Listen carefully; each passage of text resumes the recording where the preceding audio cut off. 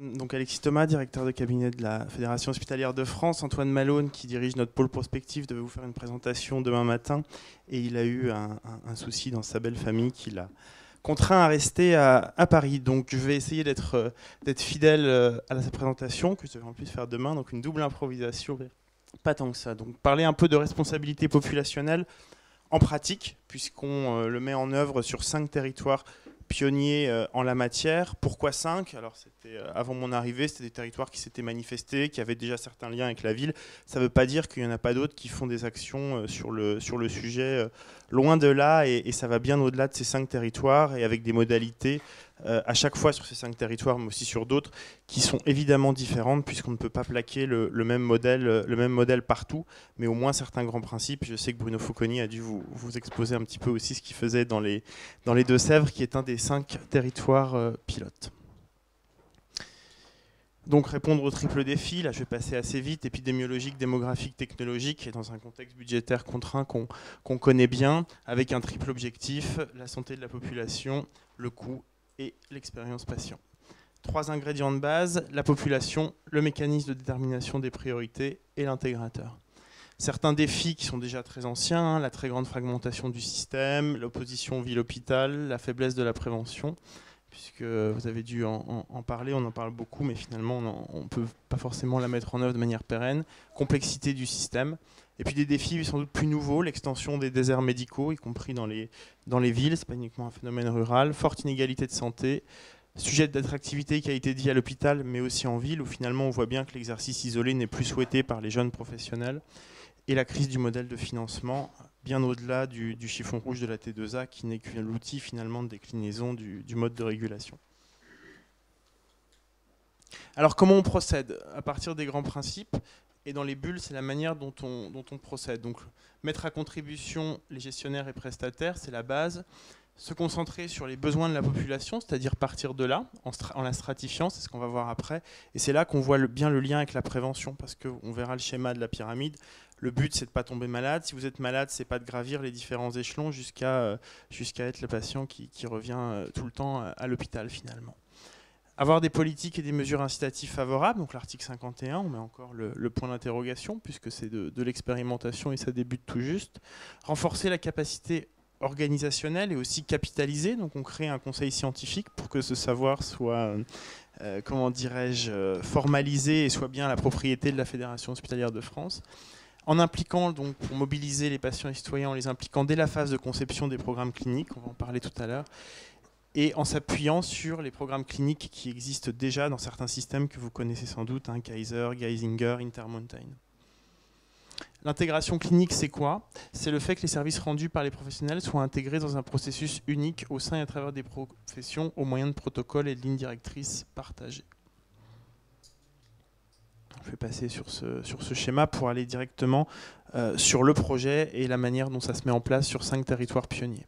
Ces 5 territoires, donc, c'est la Cornouaille, c'est l'Aube Cézanais, autour de Troyes, le Douaisis, les Deux-Sèvres et la Haute-Saône. Vous voyez que dans ce diaporama, et c'est volontaire, on ne parle pas de groupement hospitalier de territoire, parce que ça va évidemment bien au-delà de la coquille publique-public. Derrière, on met en place donc une équipe projet FHF chargée d'y travailler avec les différentes expertises, des ressources méthodologiques, des ressources médicales, un appui système d'info et bien sûr un appui opérationnel. Ces territoires participants, ils représentent entre 180 et 400 000 habitants dans des GHT qui ont été stabilisés, historiques d'innovation, avec des alliances avec les partenaires de ville qui existaient. En Cornouailles, il y a désormais un GCS entre la CPTS qui s'est constituée juridiquement en association et le GHT, donc l'établissement support, parce que le GHT n'a pas personnalité morale. CPTS croisé dans les Deux-Sèvres, ça veut dire que le président de la CPTS siège au sein du comité stratégique du GHT et vice-versa. C'est bien ça, Bruno. Comité mixte ville-hôpital rassemblant près de 100 professionnels de tout type dans le Douaisis. Des travaux en lien avec le Conseil de l'Ordre et associant plusieurs MSP dans l'Aube. Et le travail aussi avec un médecin généraliste mandaté par le Conseil départemental de l'Ordre en Haute-Saône, etc. Donc l'architecture globale du projet, nous on s'engage parce qu'on vient encore une fois en appui de territoires qui étaient déjà matures sur le sujet, à fournir les meilleurs programmes cliniques possibles en fonction du choix des populations, donner une expertise en matière d'analyse populationnelle des données et fournir un appui méthodo. Donc on voit là les deux cercles de notre groupe pionnier qui finalement existaient déjà avant les travaux sur l'article 51. 5 étapes qu'on va détailler rapidement après. Identifier la population, la stratifier en fonction des besoins et des facteurs de risque, c'est là qu'on va trouver notre pyramide. Élaborer des programmes cliniques, ça veut dire les modalités de prise en charge pour telle ou telle pathologie. Mettre en œuvre et mesurer, et enfin capitaliser.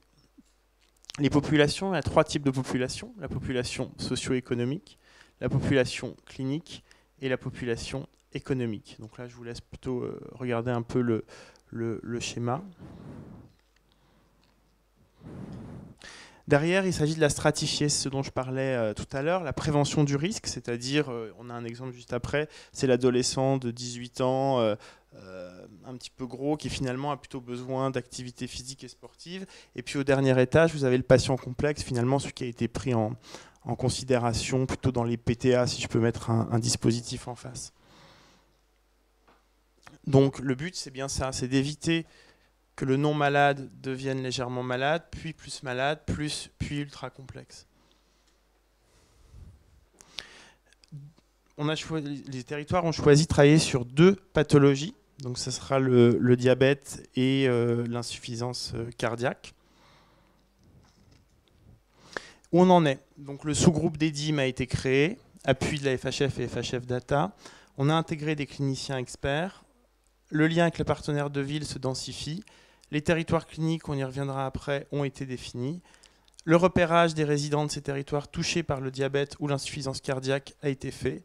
Reconstituer leur consommation, c'est en cours. Et stratifier les besoins, puisque vous voyez bien, on identifie la population, ce dont elle a besoin, et derrière, on veut lui mettre les services dont elle a besoin. Donc là, on a identifié et cartographié les territoires.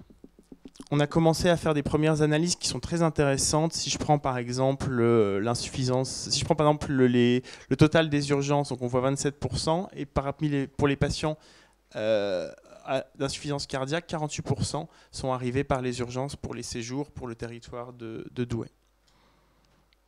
Les questions clés, donc, c'est avoir accès aux données de ville, avoir des clés de stratification validées par les cliniciens et avoir un recueil d'informations cliniques. Le programme clinique, ce que je disais tout à l'heure, c'est la recette sur laquelle se mettent d'accord les cliniciens pour une population donnée.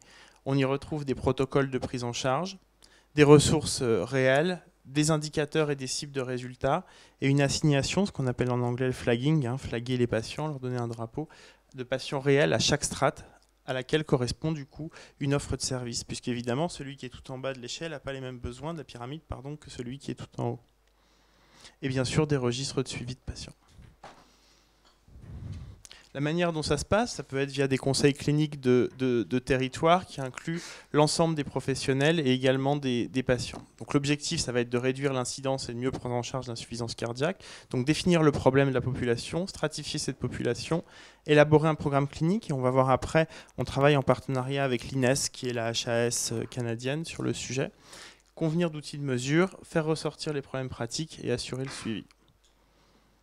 Donc on a exemple Monsieur X, dont je parlais tout à l'heure, 18 ans, quartier difficile, en surpoids, histoire familiale à risque, qui a un risque cardiaque. Lui, il est dans la strate 1, celle du bas.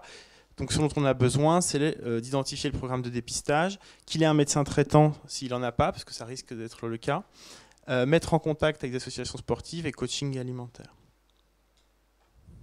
On voit bien là aussi que ce n'est pas l'hôpital qui doit jouer ce rôle-là. Il n'y a pas vocation à aller à l'hôpital, justement. Et à l'autre bout de la pyramide, on a Monsieur X, 80 ans, polypathologique, en perte d'autonomie, avec des problèmes sociaux lourds, qui a besoin d'un chronic care modèle impliquant des gestionnaires de cas, les familles, le médecin traitant, les sujets de santé mentale, les assos et les pharmaciens. Triple but, comme je le disais, dans la démarche, santé de la population, prise en charge au meilleur coût, avec des parcours, comment dirais-je, proactifs pour éviter, ce que je disais tout à l'heure, qu'un diabétique stable devienne instable, voire faire redescendre une personne d'une strate à l'autre. Cette approche requiert des programmes particuliers, en mettant la prévention au cœur et avec des indicateurs, évidemment. En pratique, notre base de programme clinique, donc là, celle-ci vient d'Intermountain, voilà, c'est ça, mais sinon, on en a aussi de chez Kaiser et Geisinger. Donc, on est en train d'adapter, enfin, c'est pas nous d'ailleurs, les médecins des territoires, d'adapter ces programmes. Travail évidemment avec les sociétés savantes et consultation de différentes associations avant l'introduction de patients, avant leur introduction sur les territoires. Pour bâtir ces programmes cliniques, ou du moins les adapter aux spécificités territoriales et populationnelles, ce que je disais, on a un partenariat avec l'INES, la HAS québécoise, sur le sujet. Ils vont venir en janvier 2019 former des animateurs sur les territoires. Alors c'est des médecins, c'est des directeurs, c'est des cadres qui vont animer ces réunions pour bâtir les programmes cliniques. Les avantages, c'est que comme il est basé sur les connaissances scientifiques, il intègre dès le départ un niveau de qualité et surtout il embarque ceux qui vont les mettre en œuvre. Parce que s'ils étaient définis du haut par des gens qui ne vont pas prendre en charge le patient, on a peu de chances que ce soit mis en place et que l'appropriation se fasse. Nos prochaines étapes, il y en a qui sont déjà faites. Organiser les procédures de choix, ça on l'a fait, des populations pathologies. Converger au niveau national d'ici l'été, c'est fait. Mobiliser les connaissances scientifiques, c'est ce que je disais, on est en cours. Enclenchement d'un travail commun sur les programmes cliniques fini au premier trimestre 2019. Réingénierie de processus cliniques conformément au programme été 2019. Mise en œuvre et évaluation à partir de l'entrée de 2019. Sachant que ce projet, ces 5 projets font partie des projets retenus au niveau national dans le cadre de l'appel à manifestation d'intérêt sur IPEP, incitation à la prise en charge partagée, issu de l'article 51. Ce qu'on veut faire, c'est montrer à une échelle déjà relativement grande la validité de la responsabilité populationnelle sur le terrain, au-delà du concept, de générer du savoir utile à l'ensemble de la communauté, démontrer que cette excellence clinique, c'est aussi une voie économiquement soutenable. Ce dont on a besoin, c'est des connaissances et des méthodes éprouvées, et un besoin d'appui de la communauté, évidemment, en particulier médicale et paramédicale. Encore une fois, ces actions, elles vont bien au-delà de ces 5 territoires, et d'autres territoires le font sur le sujet. On ne prétend pas avoir un monopole, mais bien une notion expérimentale. Et là, je vais m'arrêter ici parce qu'on est en train justement de travailler sur des propositions pour le modèle de financement de cette intégration clinique. Et on a justement une réunion avec Natacha Lemaire et ses équipes prochainement pour lui faire part de nos propositions. Voilà, je suis passé vraiment rapidement, mais les grandes idées ont été sur ce diapo. Je suppose que Bruno les a aussi incarnées sur les Deux-Sèvres, mais en tout cas, voilà les grands objectifs et le point d'étape très opérationnel de ce sujet.